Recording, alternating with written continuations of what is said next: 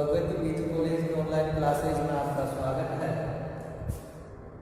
BSc second year के अंतर्गत zoology first में अपने टॉपिक चल रहा था। इससे पहले का जो वीडियो है उसमें हमने डाइजेस्टिव सिस्टम ऑफ प्राउन यानी कि जो झींगा होता है पेरिनोम, उसमें जो पाचन तंत्र होता है उसके पाचन तंत्र को हम पढ़ रहे थे। और ये जो पाचन तंत्र है इसके पाचन तंत्र को हमने दो भागों में डिवाइड किया था, आपको पता होगा। पहली इसके अंतर्गत एलिमेंट्री कैनाल और सेकंड इसके अंतर्गत थी डाइजेस्टिव ग्लैंड। एलिमेंट्री कैनाल के जो पार्ट है उसको हम पढ़ चुके थे। जैसे ध्यान देंगे एलिमेंट्री कैनाल के अंतर्गत सबसे पहले हमने पढ़ा था माउथ, फिर सेकंड नंबर पर हमने पढ़ा था वोकल कैविटी, थर्ड नंबर पर पढ़ा था हमने ईसोफेगस, फोर्थ नंबर पर हमने पढ़ा था इसमें स्टोमच। और स्टोमच के टू पार्ट, एक था कार्डियन और एक था पाइलोरिक पार्ट। फिफ्थ नंबर पर हमने जो पढ़ा था वो पढ़ा था इंटेस्टाइन। सेवन नंबर पर हमने पढ़ा था इसमें रेक्टम।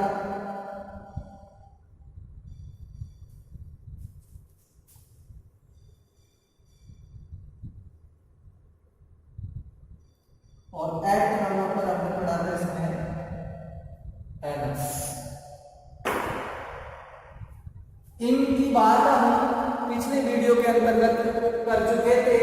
यानी कि कहने का मतलब अगर मैं कहूं तो हमने जो प्राउन का जो पाचन तंत्र है उसमें हमने भोजन को मुख से वोकल कैविटी यानी कि मुख गुहा, और मुख गुहा से ईसोफेगस यानी कि ग्रसिका, और ग्रसिका से स्टोमच यानी कि अपन कहेंगे आमाशय, और यहाँ से रेक्टम बोले तो मलाशय और एनस बोले तो गुदा। यहाँ तक हम बात कर चुके थे। और इसका जो कार्डियक पार्ट है इसके अंतर्गत जो हमने पढ़ा था, कार्डियक पार्ट के अंतर्गत इस प्रकार से जो संरचना पाई जाती है इसका हम पेज काटते हैं। और उसके बाद में इसमें यहाँ पर ये oesophagus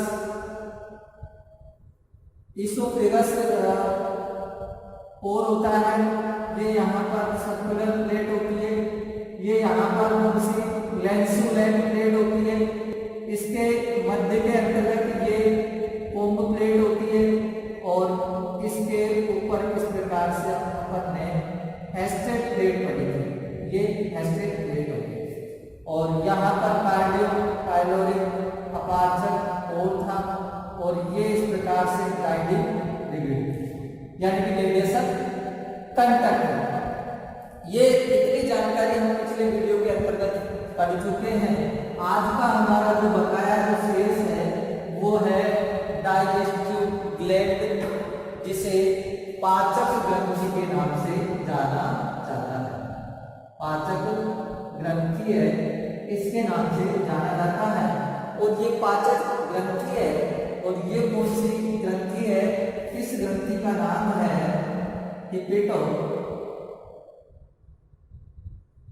hepatic pancreas.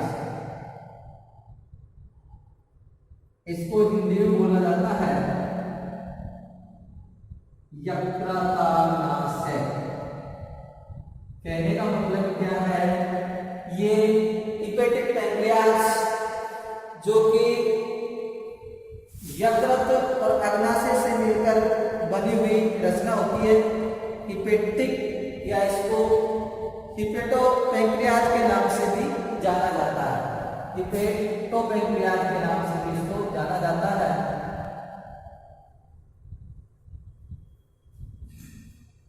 Hepato pancreas के नाम से भी इसको जाना जाता है।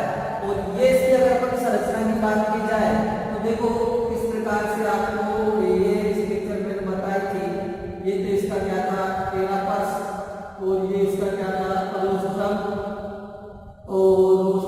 भाग में ये इस प्रकार से इसकी संरचना थी। ये इस प्रकार से क्या था, इसका डाइजेस्टिव सिस्टम कुछ अपन ने ऐसा ही बनाया था। और बनाने के बाद में ये यहाँ पर माउथ, और ये माउथ के बाद में इसकी जाती बकल केविटी में, और बकल केविटी से यहाँ ईसोफेगस, और ईसोफेगस से इस प्रकार की रचना आपने और देखी होगी। इसको कहा गया था स्टोमच। और यहाँ पर ये इस प्रकार की स्ट्रक्चर आपको देखने को मिली होगी। अपने जो पिछला डायग्राम है उसके अंतर्गत देखा था कि इस प्रकार की जो संरचना थी, इस संरचना को कहा जाता है यकृताग्नाशय, यानी कि यकृत और अग्नाशय से मिलकर ये संरचना होती है। इसमें कई नलिकाएं होती है, और ये जो है अग्नाशय, ये पहली बोन के अंतर्गत, ग्राउंड के अंतर्गत भोजन का पाचन का और भोजन का संग्रह का और साथ ही भोजन के अवशोषण का भी कार्य करती है। तो इस प्रकार से यानी इसको यकृताग्नाशय के नाम से जाना जाता है, पिपेट ऑफ पैंक्रियाज के नाम से इसको जाना जाता है। अब इसकी देखें संरचना या क्रिया विधि के बारे में समझ लेते हैं कि ये जो होती है ये एक नारंगी रंग की होती है, नारंगी रंग की द्विपालित संरचना होती है, द्विपालित संरचना है।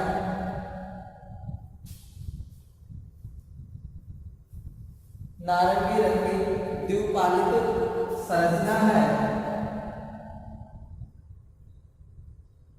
ये इस प्रकार से ये रोस्ट्रम और ये कुंड, और यहाँ पर ये माउथ, और ये स्टोमच, और यहाँ पर ये पाई जाएगी इस प्रकार से नारंगी रंग की, और इसको बोला जाता है, यह नारंगी रंग की द्विपालित संरचना है, जो कि इसका जो शिरोवक्ष भाग होता है उस शिरोवक्ष भाग के अंतर्गत ये फैली हुई रहती है। साथ ही अगर मैं कहूँ तो ये जो शिरोवक्ष भाग में फैलते, और साथ ही में कहूँ जो आमाशय होता है उस आमाशय के किसी और यानी कि पृष्ठ अधर व पश्च भाग की ओर, यानी कि जो आमाशय इसके पृष्ठ साइड में, इसके अधर भाग में और इसके पश्चिम भाग तक ये क्या होती है, फैली हुई संरचना होती है। क्या? हिपेटोपैंक्रियाज। साथ में अगर इसकी मैं आगे बात करता हूँ तो जो हिपेटोपैंक्रियाज है इसका जो परिवर्धन होता है, यानी इसका निर्माण होता है, वो परिवर्धन मध्य आंत्र से होता है, यानी कि मिड स्टोमच के अंतर्गत होता है। और मिड स्टोमच यानी कि मध्य आंत्र है, उससे इसके अंतर्गत एक बहिर्वलन होता है।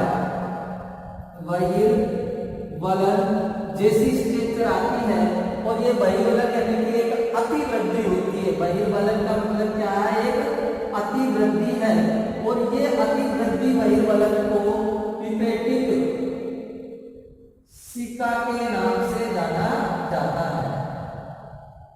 पिपेटिक सिका के नाम से जाना जाता है, जिसको हिंदी में बोला जाता है यकृत अंगना। अब ये क्या है? परिवहन यानी कि मध्य आंत्र होती है, संक्रांत में अतिवृद्धि होती है, उस अतिवृद्धि में बहिर्वलन होता है, और इस बहिर्वलन या जो संरचनाएं बनती है उसको पिपेटिक सिका के नाम से जाना जाता है। अब ये जो यकृत या अधनाल होती है, इनकी क्या होती है? बहुत सारी यानी कि असंख्य शाखाएं होती है, और ये जो शाखाएं होती है एक रिसोनोज की तरह क्या होती है? व्यवस्थित होती है, और ये प्रत्येक जो शाखाएं होती है वो संयोजी ऊतक के द्वारा बंधी हुई रहती है। जो संयोजी ऊतक है उस संयोजी ऊतक से जुड़ी हुई रहती है, और जुड़ी हुई रहने के साथ साथ ही मैं कह देता हूँ इन जो शाखाएं हैं इन शाखाओं से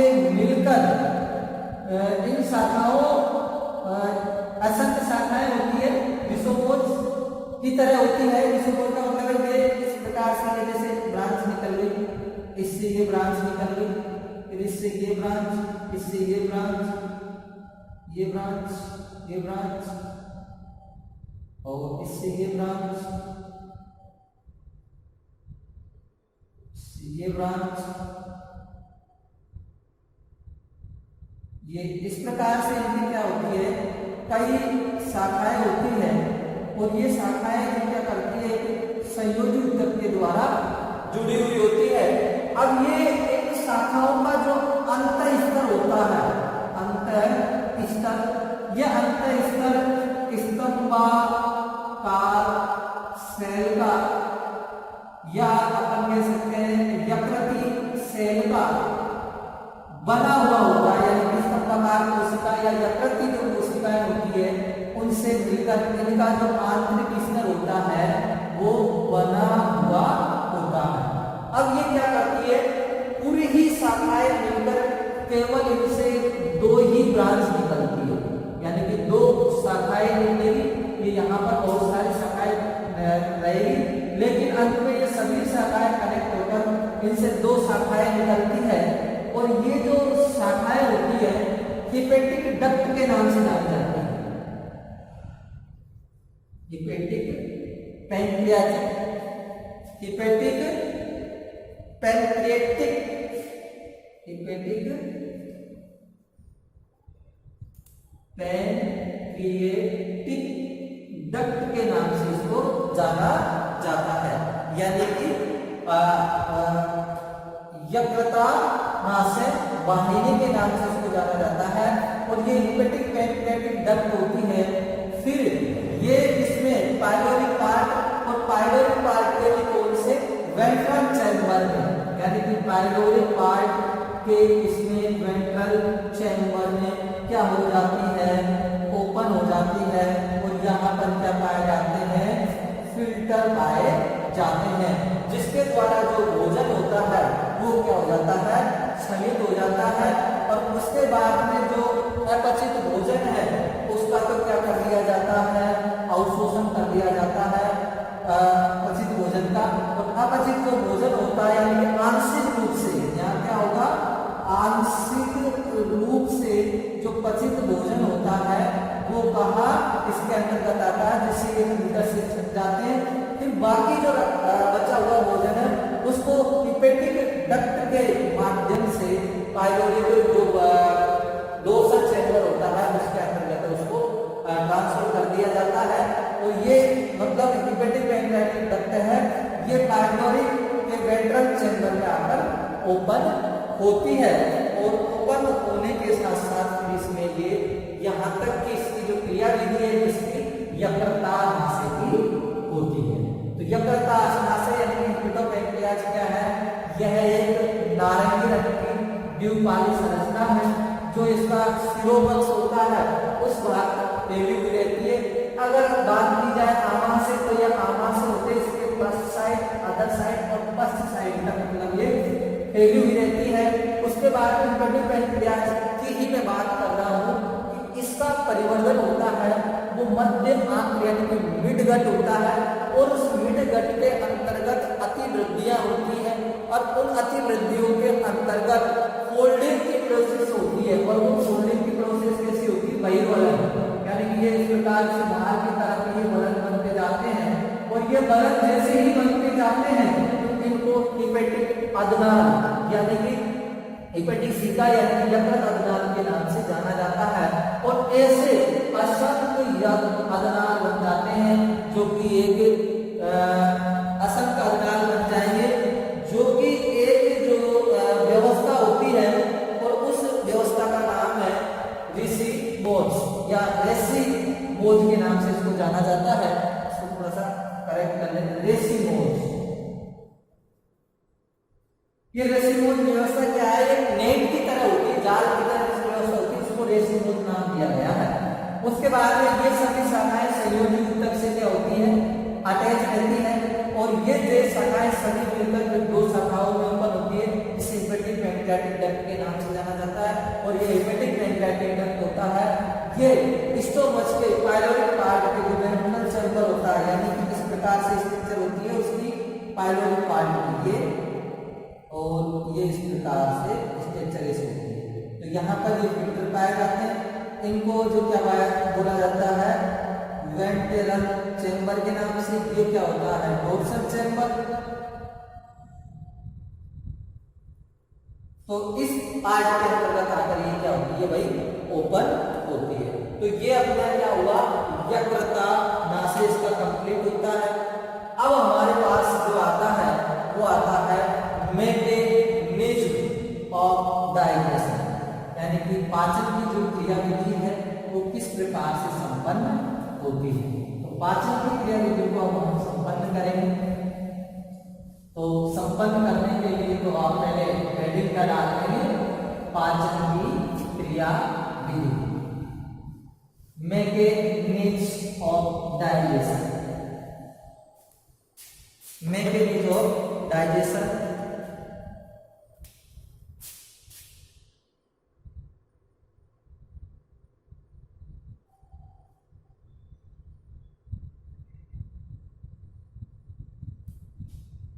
पाचन की क्रियाविधि, पाचन की क्रियाविधि। इस पाचन की क्रियाविधि के अंतर्गत यानी कि पाचन किस प्रकार से होता है प्राउन के अंतर्गत, इसको अपन को देखना है। तो सबसे पहले पाचन की हम जिसकी बात करते हैं, पहला इसके अंतर्गत आपको पॉइंट लिखना होगा फूड, और फूड में मैंने लिखाया था प्राउन क्या है भाई सर्वाहारी है, यानी कि ओमनी वोरस, वोरस है। प्राउन क्या है ओमनीवोरस है। कहने का मतलब ये क्या करता है, ये मांस, अंडे, लार्वा, सड़ी गली पत्तियां, वायरस क्या नाम से जीवाणु वगैरह है उनका क्या करता है ये भक्षण करता है। तो सबसे पहले अपन को क्या लिखना है इसका फूड लिखना। फिर उसके बाद में सेकेंड इसके अंतर्गत जो प्रोसेस आएगी वो प्रोसेस आएगी इसके अंतर्गत फीडिंग। इस फीडिंग का मतलब होता है असर, असर का मतलब होता है भोजन ग्रहण करने का तरीका। तो इसमें जो भोजन ग्रहण किया जाता है वो किसके द्वारा किया जाता है आप ही बताइए। वो किया जाता है इसमें मैक्सिलिन यानी कि जंबिका पादों के द्वारा है भोजन की प्रक्रिया की जाती है। यानी कि अगर मैं कहूँ तो इसका जो मुख पार्ट होता है उस मुख पार्ट के अंतर्गत उपांग होते हैं, और उन उपांगों के द्वारा है जो भोजन की जो प्रक्रिया है यानी कि भोजन को ग्रहण किया जाता है। यानी कि मैक्सिलिन जो जंबिका पाद होती है वो भोजन को पकड़कर मुख में पहुंचाती है। अब ये फीडिंग हो गई। अब फीडिंग के बाद में इसको थर्ड जो प्रोसेस चलेगी वो चलेगी डाइजेशन। इस डाइजेशन के अंतर्गत सबसे पहले अपन बात कर लेते हैं मुख के उपांग या मुख की बात करता हूँ। मुख के अंतर्गत क्या होता है, मुख के अंतर्गत माउथ यानी कि मुख के पास जो उपस्थित उपांग होते हैं जैसे कि मैंडिबल, मैक्सिलिन वगैरह, ये भोजन को पकड़ते हैं और साथ ही भोजन के जो मैंडिबल्स होते हैं वो भोजन को क्या कर देते हैं छोटे छोटे टुकड़ों में तोड़ देते हैं। तो उसको छोटे छोटे टुकड़ों के अंतर्गत है वो पाचन तोड़ देते हैं, जिससे भोजन के मतलब पाचन की प्रक्रिया है वो प्रारंभ हो जाती है। तो मुख के अंदर ये काम हो गया। अब उसके बाद मुख के बाद में क्या आता है वकल केविटी। तो मुख से यानी पहला पॉइंट आ गया हो जाएगा, दूसरा पॉइंट क्या हो जाएगा मुख से भोजन मुख गुहा में जाता है, वकल केविटी में जाता है, और मुख गुहा से तीसरा पॉइंट अगर अपन लिखेंगे मुख गुहा के अंतर्गत कुछ एंजाइम्स वगैरह होते हैं वो मिल जाते हैं, जहाँ ज्यादा पाचन नहीं होता है। और फिर मुख गुहा से भोजन कहाँ चले जाता है? ईसोफेगस यानी कि ग्रसिका के अंतर्गत जाता है, जो एक लंबी नलिकाकार संरचना होती है। और इस लंबी नलिकाकार संरचना के द्वारा जो भोजन है वो कहाँ चले जाता है? स्टोमच में चला जाता है। यानी कि फिर अपन कहेंगे मुख्य गुहा से या अपन ईसोफेगस से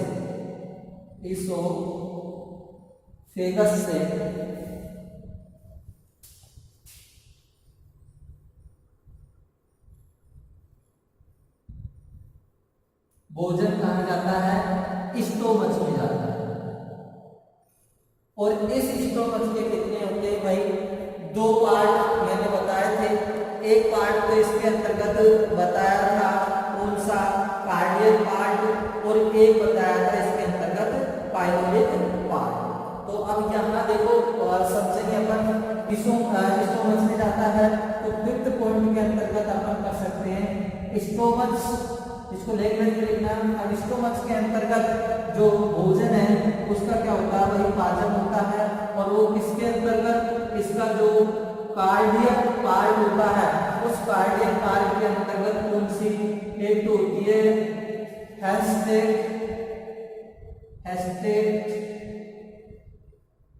प्लेट, और दूसरी कौन सी होती है? Comb plate. ये दोनों क्या करती है भाई? भोजन का पाचन करती है। साथ ही जो निर्देशक कंटक होता है वो क्या करता है? भोजन को मिक्स करने का कार्य करता है। यानी कि जो भोजन होता है उस भोजन को क्या करेगा? मिक्स करने का कार्य निर्देशक कंटक करता है। और ये किसके? स्टोमच के कार्डियक भाग के अंतर्गत ये प्रक्रिया होती है। फिर उसके बाद में 6ठे पॉइंट में भी क्या लिखेंगे? अब भोजन का क्या हो जाता है भाई? आंशिक पाचन हो जाता है। पूर्ण पाचन नहीं कह रहा हूं, आंशिक पाचन हो जाता है। आंशिक पाचन के बाद में भोजन को कहाँ भेज दिया जाता है? भोजन को पाइलोरिक पार्ट में भेज दिया जाता है। पाइलोरिक पार्ट में भेज दिया जाता है। और इस पाइलोरिक पार्ट के कौन से? वेंट्रल चैम्बर के अंदर, वेंट्रल चैम्बर में भेजा जाता है। और इस वेंट्रल चैम्बर के अंतर्गत क्या होते हैं भाई? फिल्टर होते हैं। फिल्टर होते हैं जिनसे भोजन छन जाता है। और ये जो भोजन है कहाँ से आता है? अगर देखा जाए तो आंशिक पाचन या पाइलोरिक पार्ट में भोजन आता है हिपेटिक पैंक्रियाटिक डक्ट, जो कि मैंने अभी आपको बताया था। हिपेटिक पैंक्रियाटिक डक्ट के द्वारा भोजन पाइलोरिक पार्ट में आ गया। तो कहने का मतलब क्या हुआ? यानी कि कार्डियक पार्ट और कार्डियक पार्ट से हिपेटिक पैंक्रियाटिक डक्ट के द्वारा पाइलोरिक पार्ट में भोजन चले गया। और यहाँ के वेंट्रल चैम्बर में उपस्थित फिल्टर है भोजन को छान। अब उसके बाद में क्या होता है कि जो पचित भोजन होता है उसका तो क्या कर लिया जाता है? यकृतनाशक के द्वारा अवशोषण कर लिया जाता है। दोस्तों यहाँ ये भी बात है कि आपको जो हिपेटिक पैंक्रियाटिक डक्ट बताई थी, ये हिपेटिक पैंक्रियाटिक ग्लैंड। अब ये हिपेटिक पैंक्रियाटिक यकृत जो ग्लैंड है यहाँ एक 3 आयाम की तरह, 3 की तरह काम करती है। एक तो ये कार्य करती है यकृत यानी कि लीवर की तरह, एक ये काम करती है अग्नाशय की तरह, और एक ये काम करती है बेटा छोटी आंत की तरह। यानी कि ये पॉइंट भी आपको किसमें करना है? Hepatic pancreatic gland. यकृत की तरह से क्या करती है? भोजन को ग्लाइकोजन के रूप में संग्रह करती है। ग्लाइकोजन के रूप में क्या करेंगे? संग्रह करेंगे भोजन को। और अग्नाशय के रूप में क्या है? पाचक रसों का स्त्रावन करती है। और छोटी आंत की तरह क्या करती है? ये अवशोषण कार्य करती है। तो हेपेटिक पैंक्रियाटिक जो ग्लैंड होती है वो इतने प्रकार के जो कार्य है किसके अंतर्गत करती है, पहले मोड यानी कि प्राण के अंतर्गत करती है। अब आंशिक जो अपचित भोजन होता है उसको कहा छोटी आंत्र में अवशोषण हो जाता है, अवशोषण के बाद में उसको रेक्टम में भेज दिया जाता है और रेक्टम के अंतर्गत अपचित जो भोजन होता है उसको आंशिक रूप से अपचित जो भोजन है, बचा हुआ भोजन है, वो चले जाता है आपके इंटेस्टाइन में, और इंटेस्टाइन में जो बचा हुआ भोजन है उसका क्या हो जाता है, यानी कि इसमें उपस्थित खाद्य पदार्थ है उनका तो हो जाता है बेटा अवशोषण। अब बचा जो भोजन होगा वो बचा हुआ भोजन है वो यानी कि अब रेक्टम के अंतर्गत चले जाएगा। अब रेक्टम के अंतर्गत कुछ समय में रहता है, फिर उसके बाद में गुदा मार्ग के द्वारा इसको शरीर से क्या कर दिया जाता है, बाहर कर दिया जाता है। तो इस प्रकार से क्या होता है कि जो प्राण होता है उस प्राण के अंतर्गत पाचन की जो प्रक्रिया है वो कंप्लीट होती है। कहने का मतलब इसका जो पाचन तंत्र है उसको अपन ने दो भागों में बांटा। पहला भाग कौन सा बेटा, एलिमेंट्री कैनाल, और दूसरा है डाइजेस्टिव ग्लैंड। एलिमेंट्री कैनाल के अंतर्गत हमने लिखा था कि इसकी जो तुंडक यानी रोस्टम होता है उसके नीचे एक दरार नुमा छिद्र पाया जाता है जिसे माउथ कहते हैं। माउथ एक गुहानुमा संरचना में मिलता है जिसे वकल केविटी कहते हैं। आपको ऐसे कैसे लिखना है, ऐसे कैसे याद करना है। वकल केविटी के आगे एक लंबी नलिकाकार संरचना होती है जिसमें भोजन का किसी प्रकार का पाचन नहीं होता, और ये जो संरचना है किससे, स्टोमच, इसका यानी पश्च भाग, इसोफेगस का पश्च भाग इससे स्टोमच से जुड़ा हुआ होता है। तो इसोफेगस स्टोमच में हेडिंग डालेंगे स्टोमच। स्टोमच एक थैलोनुमा संरचना होती है, साथ ही ये इसोफेगस के पश्च सिरे से जुड़ी हुई रहती है, और इस स्टोमच के दो भाग होते हैं, एक तो कार्डियक होता है पाइलोट। कार्डियक भाग अग्रभाग होता है, छोटा होता है, तो इसके अंतर्गत क्यूटिकल से बनी हुई कई प्लेटें पाई जाती है, और ये क्यूटिकल से बनी हुई जो प्लेटें होती है वो निम्न है। पहली कौन सी है, सर्कुलर, दूसरी कौन सी है, लैंसिडेंट, तीसरी इसके अंतर्गत कौन सी है, एस्टेट, और चौथी कौन सी है, कॉम्प्लेट। तो इनको थोड़ा याद रखना है, इनकी परिभाषाएं लिखनी।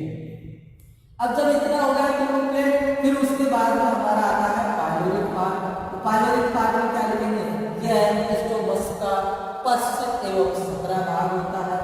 यह एक अंतर्वलन के द्वारा त्रिभुजाकार आकृति में ढल जाती है, और उस त्रिभुजाकार आकृति के अंतर्गत जो पृष्ठ दो भागों में बढ़ जाता है, ये त्रिभुजाकार आकृति में ऊपर वाला भाग है वो डोर्सल चैम्बर के नाम से, नीचे वाला जो भाग होता है वो वेंट्रल चैम्बर के नाम से। वेंट्रल चैम्बर में फिल्टर पाए जाते हैं जो भोजन को छानने का कार्य करते हैं। फिर आ जाता है इंटेस्टाइन। स्टोमच का पश्च भाग इंटेस्टाइन में मिलता है। इंटेस्टाइन में लंबी नलिका का संरचना होती है जहां भोजन का क्या होता है, अवशोषण होता है। फिर उसके बाद में अपचित भोजन को रेक्टम में पहुंचा दिया जाता है जिसमें कुछ समय के लिए भोजन रहता है, और फिर एनएस के द्वारा शरीर को मतलब भोजन को बाहर निकाल दिया जाता है। इधर डाइजेस्टिव ग्लैंड जिसमें हेपेटोपैंक्रियाटिक ग्लैंड होती है, एक नारंगी रंग की द्विपाली संरचना शिरोवक्ष भाग के अंतर्गत पाई जाती है। साथ ही अगर मैं कहूँ तो जो आमाशय है उसके अग्र यानी कि अग्र भाग, पार्श्व भाग और अधर भाग तक फैली हुई रहती है। इसका जो परिवर्तन होता है वो किससे होता है, मध्य आंत्र से होता है, यानी कि मिडगट से होता है, और उसके अंतर्गत मैंने बताया था आपको यकृत अधनाल हेपेटिक शिका के द्वारा होता है, और फिर ये कई शाखाओं में व्यवस्थित हो जाते हैं, संयोजी ऊतक द्वारा कनेक्ट रहते हैं। इनका आंतरिक स्तर होता है वो किसका बना हुआ होता है, यकृत और स्तंभाकार मतलब सेल से मिलकर बना होता है। फिर ये आगे चलकर एक डक्ट में मिलती है जिसे हेपेटोपैंक्रियाटिक डक्ट के नाम से जाना जाता है, और वो कहाँ पर होती है, पाइलोपाइड चैनल। इस प्रकार से गणतंत्र।